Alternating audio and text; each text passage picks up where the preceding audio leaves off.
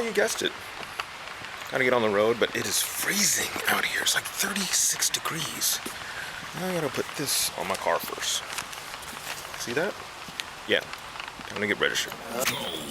Listen.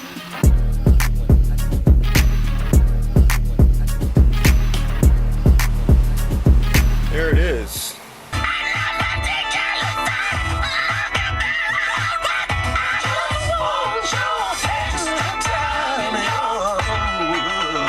Kiss. Today I brought you kind of an outline of the 3 things that are coming up. One being that we released the trailer last week for Can't Live Up. Got a lot of reception. Actually did kind of an audience test screening. Played it in 2 parts, so really kind of figured out where all the tweaks need to be, kind of clean it up a little bit, and then sending it out now to more film festivals. That's one.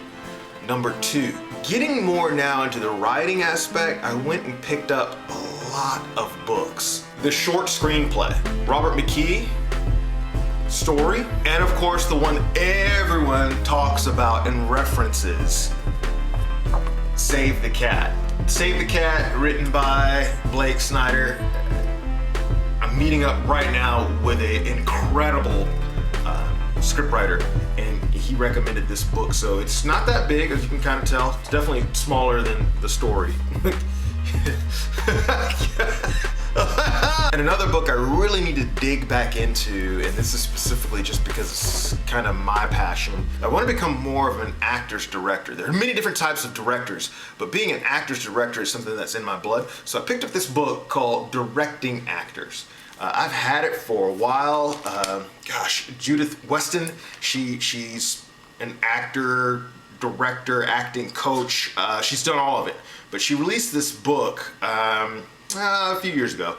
But this one here is really one of those that gets high ratings from all different type of books clubs and people who are directing as well. It's just really one of those books you want to get into. Being that I'm more of an independent director, independent filmmaker guy, one of the things that's really high on my plate is producing the content. So it's kind of one of those hats that I have to wear: writing, directing, and producing the film. What a producer does, and of course this one says, not the business of it, it's the art of movie making. This is a good one here. I've had this one for a while. And then a friend of mine, he highly recommended that I pick up Devon Franklin's book, Produced by Faith, which I'm already into it. It's a pretty good book. I just picked this one up. You can check it out. Devon Franklin, Produced by Faith. Good stuff in here. The job is to get more knowledge. I've been watching a ton of short films. Academy Award winners like Stutterer, that got an Oscar for a short film last year.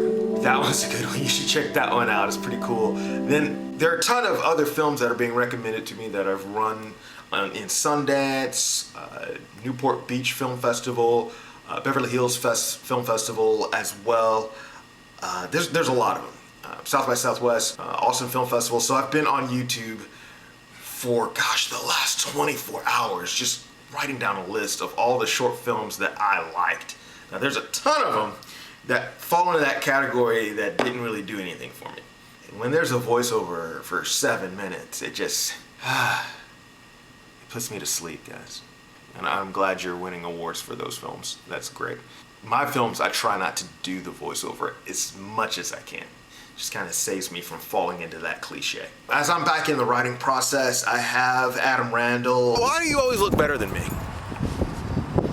I could say that, but the camera's rolling. I have a bunch of other talented people on board to kind of help with the creative process, developing the script into something and kind of honing it down a little bit. I think a lot of my shorts have had just too much going on, maybe too many characters.